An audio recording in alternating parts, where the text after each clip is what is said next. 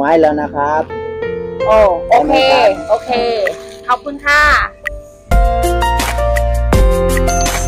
အားလုံးမင်္ဂလာပါခင်ဗျာဒီပို့ထုံး channel မှာကြိုဆိုပါတယ်ဒီတစ်ခါကျွန်တော်ပြန်လဲမျှဝေပေးမှာကတော့ကျွန်တော်အခုဆိုလို့ရှိရင်ဒါဒီမှာဈေးတိုင်းမှာရောက်နေတယ်ပေါ့နော်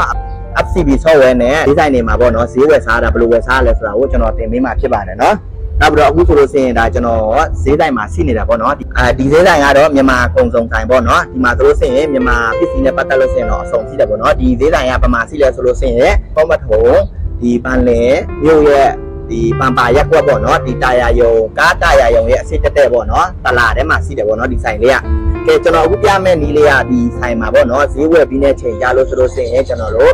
ဒီကျူဟာခွန်းနဲ့ပေါ့နော်ဖုန်းထဲမှာရှိတဲ့ဒီ FCB software ကျူဟာခွန်းနဲ့ငွေဘယ်လိုတွဲပေးရလဲပေါ့နော်ဈေးဘူးဘယ်လိုရှင်းရလဲဆိုတာကိုကျွန်တော်သင်ပေးမှာဖြစ်ပါတယ်နော်ကဲဒါကတော့ပြောမှဆိုရင်ဒီကျွန်တော်တို့လုံးမတတ်တဲ့ညီကိုတွေအတွက်ကျွန်တော်ဒါပြန်လည်မျှဝေပေးတာဖြစ်ပါတယ်เนาะလောက်တန်းတဲ့ညီကိုတွေစီရင်တော့မကြည့်နဲ့ပေါ့เนาะဒီဗီဒီယိုလေးကိုကြော်သွားလိုက်ပါတကယ်လို့လုံးမတန်းတဲ့ညီကိုတွေစီးတယ်ဆိုလို့ရှိရင်ဒီဗီဒီယိုလေးကိုကြည့်ပြီးတော့သွားပြီးတော့သုံးလို့ရတယ်เนาะဘယ်လိုလောက်ရလဲပေါ့เนาะဘယ်လိုဈေးကိုရှင်းရလဲဆိုတာကဲကျွန်တော်တို့အရင်ဆုံးဒါဈေးဝယ်ရမှာပေါ့เนาะဈေးရင်ဝယ်မယ်ဈေးဝယ်ပြီးတော့မှကျွန်တော်တို့ပတ်စံဘယ်လိုရှင်းရမလဲဆိုတာကိုဒီကဆိုင်စင်နဲ့ပေါ့เนาะကျွန်တော်မေးပေးမယ်ဒီထဲထဲမှာဆိုလို့ရှိရင်ကျွန်တော်တို့ဆန်းလို့ပြောတာလေးနည်းပါမှာပေါ့နော်ပမာဆိုင်မဲ့ဒါပေမဲ့ဆိုင်စင်ကရှမ်းဆိုတော့နော်ဒါပေမဲ့ကျွန်တော်ကပြန်ပြီးတော့ဘာသာပြန်ပေးမှာပေါ့နော်ပြန်ပေးမယ်တကယ်လို့ရှမ်းဆိုင်မှာသွားပြီးတော့ဈေးဝယ်ခဲ့မယ်ဆိုလို့ရှိရင်ကိုဘယ်လိုပြောရမလဲပေါ့နော်အဲ့ဒါလေးပါကျွန်တော်သင်ပေးမှာဖြစ်ပါတယ်နော်ဒီဖုန်းမှာစီးတဲ့ software နဲ့ဘယ်လိုမျိုးရှင်းရလဲဆိုတာကိုပြပေးမယ်လားဆိုလို့ရှိရင်ဒါကျွန်တော်ဆိုင်ထဲဝင်ပြီးတော့ဈေးအရင်ယူမယ်နော်ဘာလဲစစ်တော့好了，感觉那他都澳门水拉起来啊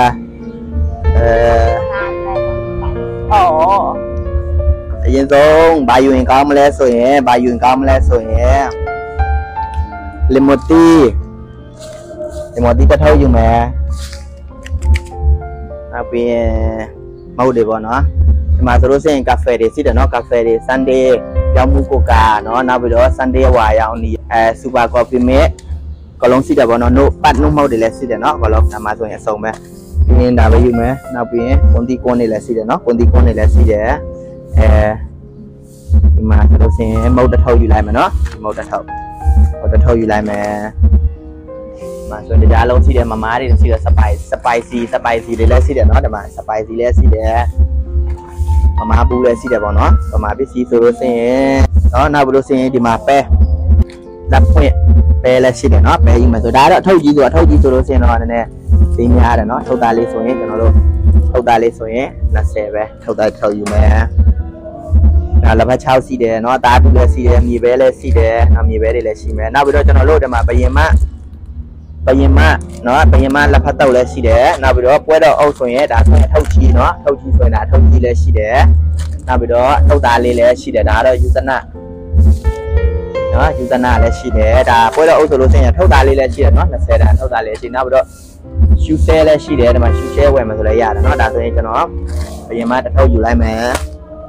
မာလာရှန်ကောဆိုလို့ရှိရင်လည်းရှိတယ်ပေါ့နော်အများကြီးမာလာရှန်ကောလည်းရှိတယ်နောက်ပြီးတော့ဂျာဆန်နောက်ပြီးတော့ဒီမှာကျွန်တော်တို့ဆွေကြိုးကြရှိတယ်နောက်ပြီးတော့ဒီမှာခောက်ဆွဲလည်းရှိတယ်ခောက်ဆွဲတစ်စီးယူလိုက်မယ်နော်โอเคမာဒီရင်ဒီဘက်မှာဆိုလို့ရှိရင်ဗာရှိလဲဒီဘက်မှာဆိုလို့ရှိရင်ငါးတက်တာရှိမယ်ကြက်ဥရှိမယ်ဒါဒီဘက်မှာဆိုလို့ရှိရင်ဒါပြပေးမယ်နော်ဒီမှာဆိုလို့ရှိရင်ကျွန်တော်တို့အိမ်ချက်ဒါဆိုလို့ရှိရင်ရခိုင်မုံဝင်ကအရေးဒါမုံခိုင်ရေပမာနော်ပမာမုံခိုင်ရေနောက်ပြီးတော့ကျွန်တော်တို့ဒီမှာဆိုရင်ဒါရခိုင်မုံဝင်ကဒါဆိုရင်ရခိုင်မုံဝင်ကနောက်ပြီးတော့ဒီမှာဆိုရင်အမဲသားရှိတယ်နောက်ပြီးတော့ကျွန်တော်ပဲပြုတ်လည်းရှိတယ်ပေါ့နော်ပဲပြုတ်စတော်ပဲပြုတ်ရှိတယ်ပမာပစ္စည်းဆိုလို့ရှိရင်တော့မရှိသလောက်ပဲเนาะအစုံရှိတယ်เนาะဒီမှာနောက်ပြီးတော့ကျွန်တော်တို့ဒီမှာဆိုလို့ရှိရင်စိတ်သားကြောက်ပေါ့เนาะစိတ်သားကြောက်တွေလည်းရှိတယ်เนาะအဲဆိုလို့ရှိရင်ကျွန်တော်တို့ဆိုင်မှာအစုံတော်တော်များများရှိတယ်ပေါ့เนาะနောက်ပြီးတော့ကလေးပဲကျန်ဒါတော့ထားလိုက်တော့ကလေးပဲကျန်ထုတ်ယူလိုက်မယ်နော်ငရုတ်ဒီမုတ်စီတယ်ဆွန်နီမုတ်တွေလည်းရှိတယ်ပေါ့နော်ဆွန်နီမုတ်အကလုံးရှိတယ်ဒီပမာပစ္စည်းရတော့မရှိသလောက်ပဲနော်ဒီမှာဆိုတော့ငါ6တွေရှိတယ်ပေါ့နော်အရင်ကြောက်တယ်โอเคဒါဆိုလို့ရှိရင်ကျွန်တော်တို့ငါ6တစ်ထုပ်ယူမယ်နော်ငါ6တစ်ထုပ်ယူမယ်โอเคဒီလောက်ပဲယူမယ်နော်ဒီလောက်ပဲယူလိုက်မယ်ပြီးလို့ရှိရင်ကျွန်တော်တို့ပတ်စံသွားဆင်းရမယ်နော်โอเค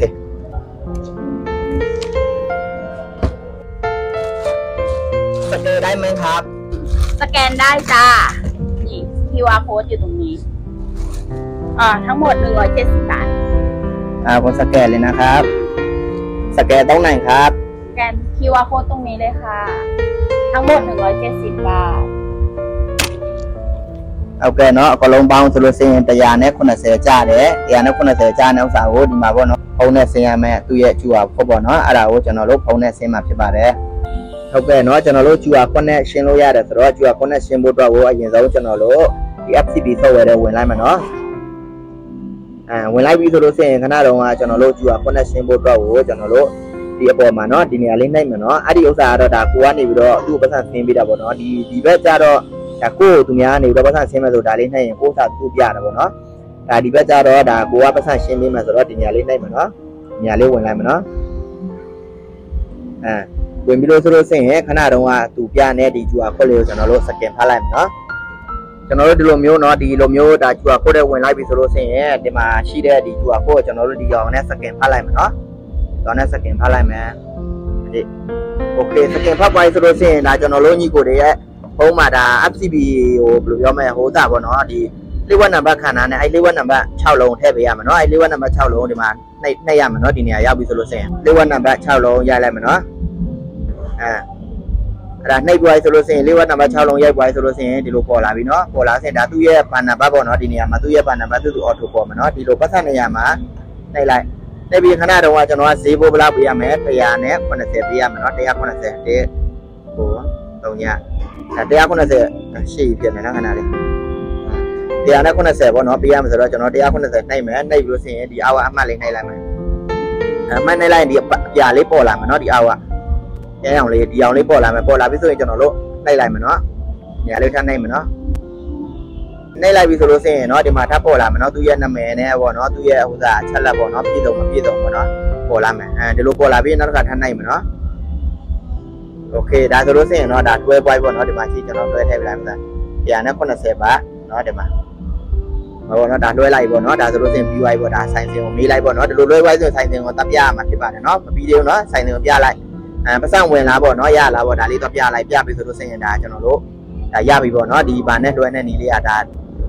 ဒီမှာပဲပေါ့နော်ဒီလောက်ပဲပေါ့နော်ဘာမှမခောက်ဘူးပေါ့နော်โอเคဝိုင်းแล้วนะครับโอเคขอบคุณค่ะကဲညီကိုရအားလုံးမင်္ဂလာပါအခုဆိုလို့ရှိရင်ဒါကျွန်တော်တို့ဒီ FCB software နဲ့ပတ်စံလွယ်နဲ့ဒီလေးလက်လွယ်လေးပေါ့နော်ဘာမှမခောက်ဘူးပေါ့နော်လက်လွယ်လေးပေါ့ဘာမှမခောက်ဘူးပေါ့နော်ဒါကျွန်တော်ခဏတုန်းကဆိုင်ထဲမှာရှမ်းလို့ပြောတယ်ဆိုတာကကျွန်တော်တို့ညီကိုတွေတကယ်လို့ရှမ်းဆိုင်တွေမှာသွားပြီးတော့ဈေးဝယ်နဲ့ချိန်ကြလို့ရှိရင်ပြောတတ်အောင်ဆိုပြီးတော့ကျွန်တော်ပြောတတ်တာဖြစ်တယ်နော်ကျွန်တော်ဆိုင်မှာဈေးဝယ်တော့ပတ်စံဆင်းတော့ကျွန်တော်ပြောတာဟာလားစကယ်တိုင်းမိုင်းခပ်လို့ကျွန်တော်ပြောတာဟာလားစကယ်တိုင်းမိုင်းခပ်ဆိုတာကကျွန်တော်တို့ဒီ QR code နဲ့ပေါ့နော်ဒီလိုဖုန်းနဲ့စကင်လောက်ပြီးတော့စကင်ဖတ်ပြီးတော့ပတ်စံဆင်းလို့ရလားဆိုတာကိုကျွန်တော်မေးတတ်တာဖြစ်ပါတယ်နော်ကဲအခုဆိုလို့ရှိရင်ဒါစကင်ဖတ်ပြီးတော့ဆင်းတဲ့နည်းလေးကကျွန်တော်ပြပါနဲ့တိုင်းမယ်နော်ဘာမှအခက်မရှိဘူးနော်လက်လွယ်လေးပဲနော်ဒါကျွန်တော်တို့ညီကိုတွေကြည့်ပြီးတော့ပေါ့နော်ဒီဥစ္စာလေးကိုဒါလောက်တတ်ကြပါစေပေါ့နော်လက်လွယ်ကူကူလေးပေါ့နော်ဘာမှလည်းအခက်ခဲမရှိဘူးပေါ့နော်ဒါပေမဲ့လုံးမတတ်ရင်တော့ခက်တယ်ပေါ့လုံးတတ်လို့ရှိရင်တော့လက်လွယ်လေးပေါ့နော်အခုဆိုလို့ရှိရင်ဒါကျွန်တော်ဈေးအစားဝယ်တာနေပြီးတော့ပေါ့နော်စကင်နဲ့ဆင်းတဲ့အထိကျွန်တော်ဒါဗီဒီယိုလေးနဲ့လုပ်ပေးတာဖြစ်ပါတယ်နော်ကဲညီကိုတွေအားလုံးတက်တာเนาะကျွန်တော်ရဲ့ဗီဒီယိုလေးကိုကြိုက်တယ်ဆိုလို့ရှိရင် like share လေးနဲ့เนาะsubscribe လေးနှိပ်ပေးပါလို့เนาะကျွန်တော်အနေနဲ့ဒါပြောချင်ပါတယ်เนาะကဲအားလုံးတက်တာနောက်ထပ်ဗီဒီယိုမှာပြန်ဆောင်ကြမယ်เนาะ